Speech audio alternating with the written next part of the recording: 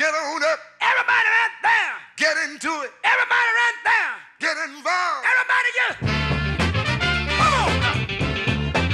come on up. She's also a candidate for Erie County Legislature in District 2. We'll be streaming today's show from our Facebook page, so check out facebook.com/PPGBuffalo for real-time footage.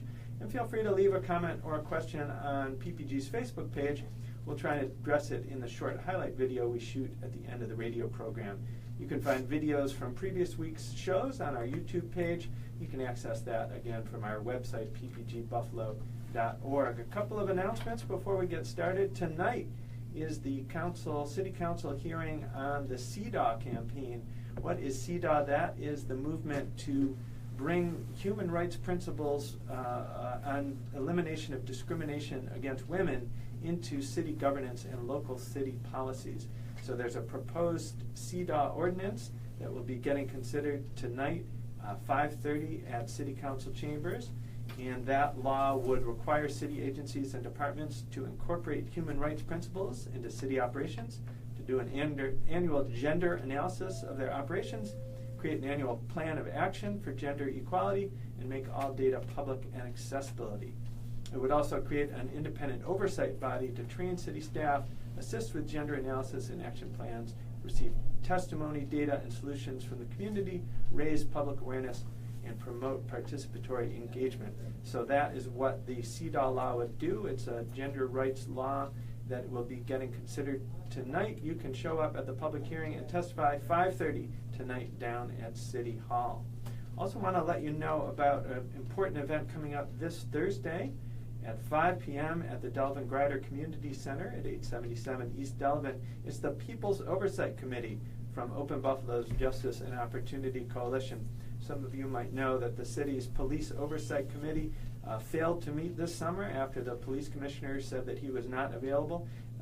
Group traditionally only meets twice a year, so folks in the community were very upset that the police would cancel out on one of those. It's been rescheduled to late September, but in the meantime, Open Buffalo has organized the People's Oversight Committee. That'll be this Thursday at 5 p.m. at the Delvin Grider Center. Free food and free child care are available. You can come and talk about what your priorities are for better policing here in Buffalo. You can explore policy recommendations, tell your own stories about policing and how it affects you, and get plugged into groups to turn our frustrations into meaningful action. People's Oversight meeting this Thursday, 5 p.m., Delvin Grider Community Center. Well, with that, I want to welcome April Baskin to the show. Thanks so much for being here, April. Thank you for having me. So we're going to start by talking about a nonprofit group that you founded, the College Simulation Experience. So tell us a little bit about it. What kind of college are we simulating? We're simulating 4 years of undergraduate study in theatrical reenactments with students ranging from 8th grade all the way to college freshmen. Uh-huh. And what's the goal of the simulation experience for them? The goal is to address the social emotional component associated with college success. Mm-hmm. I think that there is so much more to actually getting your degree than attending class and paying for school. Right. And sometimes when we're sending our young people off into college, we neglect to tell them about those stressors and the emotional and mental stress that college can weigh on a young person's psyche. And they get there, and so much of that unexpected lifestyle overwhelms them that a lot of them just decide to not go anymore. Right. And so we know that there are a lot of issues about getting our kids to college and about addressing the racial gaps in folks going to college, but you're addressing such a key part that we don't talk about enough and as much, which is what happens once you get to college. Right. Dropout rates are extremely high, right.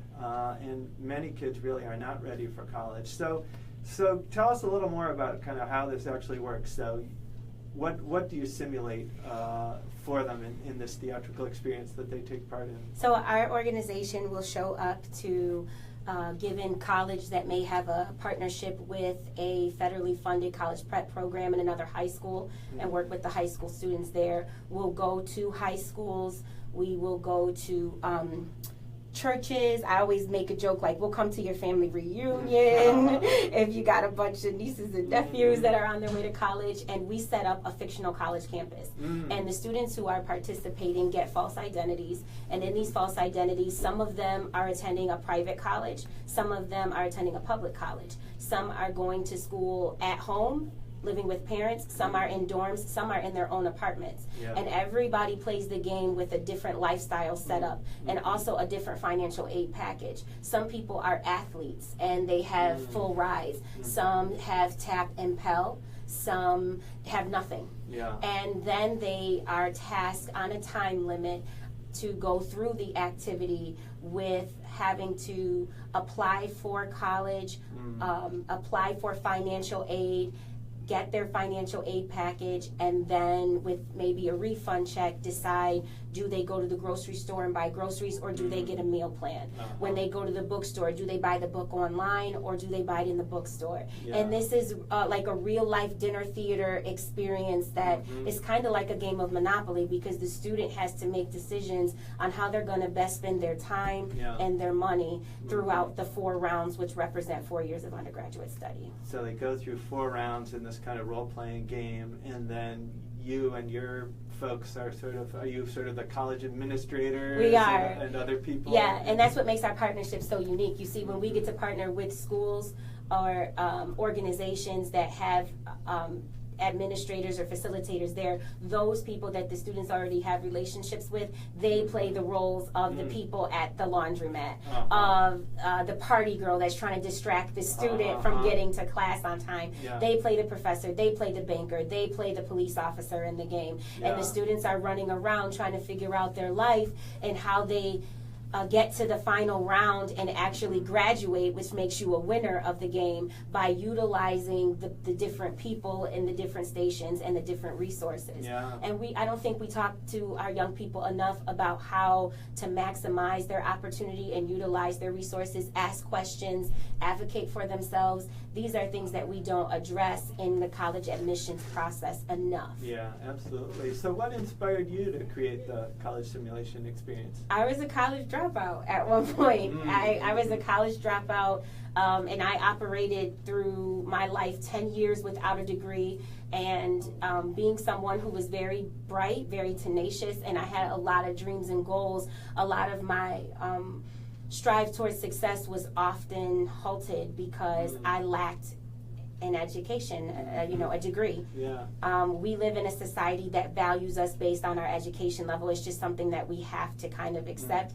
It may not be everybody's choice, and that's okay, but the opportunity to go to school, especially for young people who live in poverty, it definitely locally would say yes scholarships, with the new free tuition waiver for New York State, the opportunity to get out of that situation and to kind of really go for your dreams and build a new life for yourself outside of poverty is available. But are we equipping young people with the mentality to actually take advantage of the opportunity? It's not an opportunity if you don't know how to utilize it.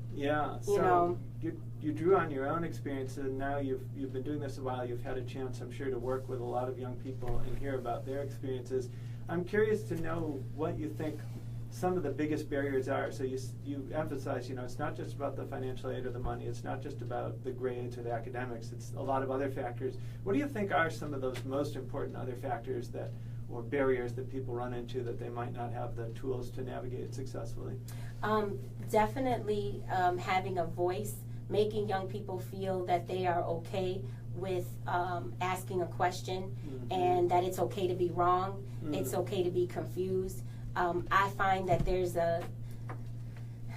just this level of pride in some young people that I work with, where they are very reluctant to speak up when they are being violated, when they just are confused. So we really have to make sure that we're teaching advocacy and that it's okay to not know, and that especially if you're the first in your family to go to school, that it will be difficult and it will be foreign, but you have to feel comfortable with saying, this is new to me, and I'm demanding that you kind of help me navigate my way through this so that I can be successful. So that's one of the things they're practicing in your simulation experience, is that experience of asking for help. Right. And everything. People get penalized for not having receipts in my game.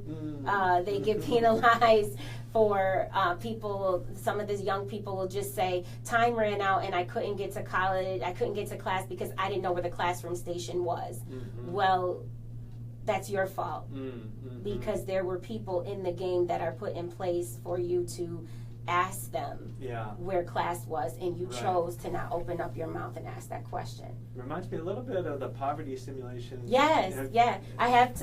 I've participated in that. I also took part in watching nurses simulate emergency rooms at Duval College, and this really came to me one night while watching firemen after 9/11 do emergency reenactments, and with me having a theater degree, but also having a passion for like arts for social change, using the arts as a way to bring unity or educate people or get people out of a situation where they may be oppressed. That's always been how I want to utilize the arts. So when I really saw that that the firemen on Netflix, that one documentary about how they dealt with the 9/11 aftermath and how moving forward they prepared themselves, but using reenactments and theatrics, I thought, wow, I'm working with these young people who are about to embark on college, but I see that their intelligence levels about what college life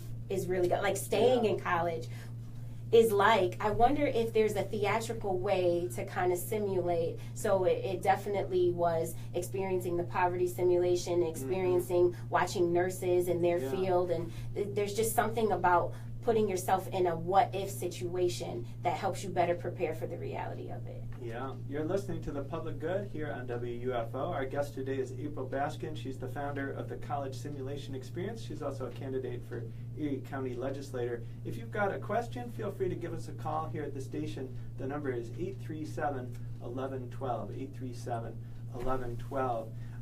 April, I was skeptical. I was a little skeptical of the poverty simulation. It seemed like a very odd idea to simulate poverty, and I ended up bringing a class of law students to it, and I was really impressed. I thought it was really well done, and that the students did learn something different from that experiential learning, and similar to the thing you do, where they're sort of going from station to station, and they have to go apply for public assistance, and then something, an accident happens, and they have to deal with that, and different people playing different roles, and we got a lot out of it. I thought it was very good. It was wonderful. It touched my life. Yeah, absolutely.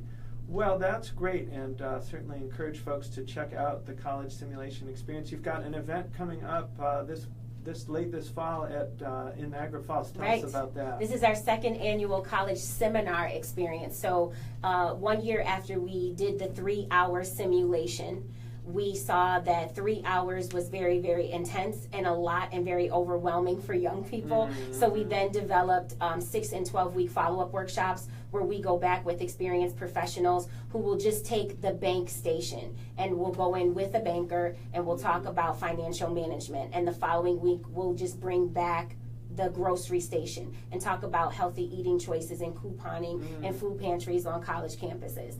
And there's not always enough time or in our schools' calendars for people to work us in. So this conference allows us to bring the college simulation 3-hour experience, all of our breakout workshops, plus expert panelists to a 2-day conference where a bunch of different schools and organizations can register the students that they have to come for 2 days. It'll be at the Niagara Falls Conference Center December 1st and 2nd. It's an overnight stay, and you can register for that or find out more information about that on our website at collegesimulation.com. It's a must-go-to event. It's gonna. Last year it was amazing. We had celebrity artists come. We had some of the best facilitators in Buffalo and Erie County come and speak out on topics such as sexual assault on college campuses, why or why not to join a Greek fraternity, how to get scholarships so you're not burdened down with loans. It was amazing, and I just can't wait to do it bigger and better this December. Awesome. So folks can check that out at collegesimulation.com, get more information about the College Seminar Summit happening December 1st and 2nd. Wonderful. So, April, while you've been doing this, you've also gone back to school. You're in grad school at Buffalo State. Tell us a little bit about that. I'm a higher education administration major at Buffalo State, where I have a 4.0. I'm so proud of it. Congratulations. Thank you. I make sure I tell everybody about that. 4.0s are not easy to come by, but it was returning to college for my senior year to complete my degree. While I was developing the college simulation experience, I graduated. I felt like a champion and an example for the students that I was reaching out to, saying, see, now I'm an entrepreneur. Now I have different opportunities in our society because of this degree. But even still, when you work in the education field, I feel like you should always be learning. With everything, you should always be learning, but especially working in education. And I also found that experiential learning and the social emotional component that we use as a way to educate about how college retention is just a piece of the pie. The college, higher education as a whole topic has so many different diverse themes in it. And in order for me to be an advocate for higher education, I really needed to study that industry in depth. So I went back to school to get my master's, and I'm loving it. Excellent. And now you're running for Erie County Legislator. I am. It doesn't stop for me. So tell us what your biggest priority is as a candidate for legislature. Well, I'm running for District 2, and Election Day is just 7 days away. It's 1 week from today. And my priorities will be addressing the poverty in District 2. So District 2 is made up of 82,000 people. It's 9 zip codes, and 6 of the zip codes fall within New York State's 100 poorest zip codes. We are in flux with poverty. We're also the most diverse district, spanning both the east side and west side. So you will see a very affluent white community, people with careers and professions, but you'll also see a strong immigrant and refugee community. And then there's the east side, which is predominantly African American, a rich entrepreneurial spirit, and people who are very hungry for development on that side of town. And so I feel like the legislator needs to be somebody like myself who's lived in New York City, who's lived on both sides of the district, and who understands that there's power in numbers and blending the district towards prosperity to get us out of poverty. One thing that we got to do is make county services more accessible to people who live in the district. I know as a single mother, and that there's 65,000 single mothers in the city of Buffalo, sometimes you can work a job all day and still not make living wages. And so then you will need county services to help you supplement and help you almost wean your way off so that you can have a better life for you and your family. And when you work all day, you don't have time to go down to the RAF building. You can't take a day off of work to go down to the one place in our county to apply for assistance so you can heat your home, so that you can get food for you and your family. We need to take the services out of the RAF building and start making more touch points in the communities, specifically within my district where poverty is at the highest in the city. I would love to see county services on a mobile vehicle, like the Ram van when we were kids. The library used to come into your neighborhood. Also, my priority is going to be addressing there's a lack of jobs. And we need to make sure that ECC, which is the county's college, is providing jobs in a very strategic way that addresses poverty. So not just classes that reflect the specific job development that's happening locally, like the medical corridors, or the county just purchased Bethlehem Steel. So we want classes that are going to prepare us to get those jobs, so people will say, yes, you're educationally qualified to work here, but also at a time of day where we can access those classes. So more night classes, more online classes, and then if you need to go to school at night so that you can better you and your family situation, I believe the county can provide child care stipends, or ECC can have adequate child care services so that the people in my district really truly have an opportunity to better themselves. And I think last with accessibility is, with all the development happening, specifically within housing, assuring that people in my district are not being priced out. So if you've been there, your family's been there, and they're developing a big new beautiful condominium, like I want to make sure that there is a percentage of that housing that is blocked off for people who are from that neighborhood, and that they can, it's affordable housing. Yeah. And so we need more affordable housing legislation and fair housing legislation. People should not be discriminated against for gender identity, for income status. I faced that when I moved back home to Buffalo a few years ago. I remember looking on Craigslist for an apartment for me and my little girl, and they wanted to see your pay stubs, or they preferred that you not have Section 8. Right. Married couple preferred. That wasn't my situation. So Mm-hmm. when you think about addressing the poverty in my district, and me Yeah. coming out of a situation growing up, you know, right at the poverty line, even with two hardworking parents, me and my daughter facing poverty at one point, Yeah. it's something that has to be addressed. We need a legislator that can identify that. Yeah, I want to pick up on a couple of the threads to what you said, starting with the last point you were making about housing. And it sounded like you were supportive of inclusionary zoning, something that we've been pressing the city of Buffalo to pass a law that would mandate that when developers create new apartment buildings or renovate old buildings and create new apartments in them, that if it's 12 units or more, a certain percent, we're calling for 30%, would be affordable. Yeah. Sounds like that's something that you support. Yeah, some Rust Belt cities go up to 50%, but 30% would be great. Yeah. So just want to let folks know, if you want to learn more about inclusionary zoning, you can find more information on our website. We did a policy brief this summer called Why Buffalo Needs Inclusionary Zoning. You also mentioned fair housing concerns, and one of our partners we've worked with on that is Home Housing Opportunities Made Equal, and they've prepared a draft fair housing law for Erie County that calls on Erie County to ban income source discrimination, exactly what you were talking about. Oh, great. I wasn't landlords. familiar, so I have to look into that. Sounds like that's something you would support as well. There's a draft bill that would create an Erie County fair housing law that would make sure that all the cities and towns in Erie County have the same rules, and that none of them allow for source of income discrimination. Currently, the city of Buffalo forbids that. A couple of the suburban towns do, but not all of them. So you have a situation where there are different rules in different places within Erie County, and this law would address that. Yeah. An excellent step forward that would be for Erie County. Yes. But you also talked about, the first thing you talked about was making social services more accessible. And that's a theme we've also been working on. We've been working with the county and some other partners. You guys been working on a lot. Trying to study the barriers that folks have moving from welfare to work. And one of the big ones that we've come across is the first one you mentioned, that for people who are working, it's too hard to take a day off of work and go down to the RAF building. So I'm really glad to hear you mention that.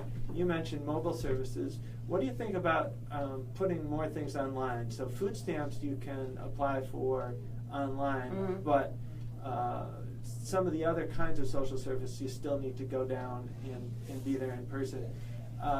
Would online solve the problem, or due to the digital divide and people not having enough access to computers, do we need other strategies besides putting things online? No, and I'm sorry that I'm not privy to exactly what is online, what is not. I know that I, at one point, could recertify for food stamps and HEAP online, and those were the only services that I needed at the time. I don't know. I do, of course, making things more technologically advanced will be better for everybody. But yes, you bring up the fact that what if somebody does not have access to a computer? Then so that's why the mobile unit is something that I'm very passionate about, and figuring out how county funding could supplement something like that, I think would be great. But in addition to with the online services, we need the diversity, especially within my district, to be addressed online. So one thing that I know for sure, when I'm on the doors talking to my constituents and my neighbors and hearing their concerns, if they speak another language, it's not always translated. So someone could get on the bus and make their way down to their closest public library, sit down, get comfortable, and just not have any idea what they're reading to recertify, and find themselves in the same position. So yes, to online services, but making sure that it truly reflects the diversity of Erie County. Yeah, I'm glad to hear you mention language access. That's been a big theme of our partners. One of the top items on our community agenda the last couple of years has been improving language access at the city and the county for Department of Social Services, but also all the departments. Yeah. The Auto Bureau being a really Yes. important place where folks who speak a different language often aren't getting the kind of service that they're legally entitled to. So an important theme for a lot of county departments, given the huge number of languages that are spoken in Buffalo Yes. today. Which is beautiful. Yeah, Yeah. I'm glad to hear you mention that. So accessibility is a key theme for you, and you spelled out some of the different ways that it is. Any other key themes that you're Minority and women's equal pay and opportunity for entrepreneurship. So the county does oversee NWBE laws, and I want to make sure that the equal pay legislation that was passed by County Executive Poland Cars is truly being influenced, and it's being abided by on all county contracts. I think there's also an information gap for women and minorities that are interested in starting their businesses, how to get funding and what legislation has been put in place so that if they already do own a small business, how they are supposed to be included by law in order to for their business to service the people within the county.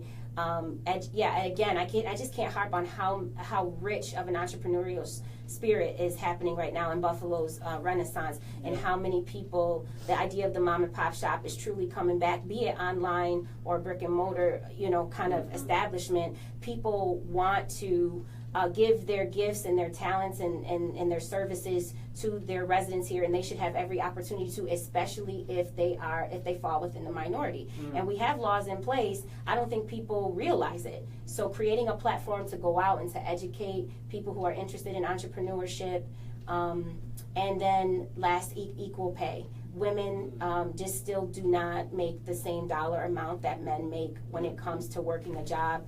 And again, I will point out that there's over 65,000 heads of households that are female, locally, and that means that these mothers that are raising their children, like I, are not, making on the job when they punch the clock adequate money to actually take care of their families, and that adds to poverty. All right, you've been listening to The Public Good here on WUFO. We've got about 2 minutes left. If you want to call quickly with a question, feel free, 837-1112, 837-1112. Otherwise, I'll get the last question. So, April, you talked about entrepreneurship and women and minority-owned businesses. You started your own business. Is it for-profit or non-profit, College Simulation We are under a nonprofit. We have a fiscal sponsor, so we're a baby nonprofit. We just started out, 2 years old, and we've been able to service 2,000 students, give away $3,000 in scholarships. Fantastic. Yes. All right. Well, it's been great having you on the show, April, and we're going to shoot a short video and put that up on Facebook as well after the show. Thank you, guys. And learn more about College Simulation Experience. Everybody over there. Get on up. Everybody right there. Get into it. Everybody right there. Get involved. Everybody just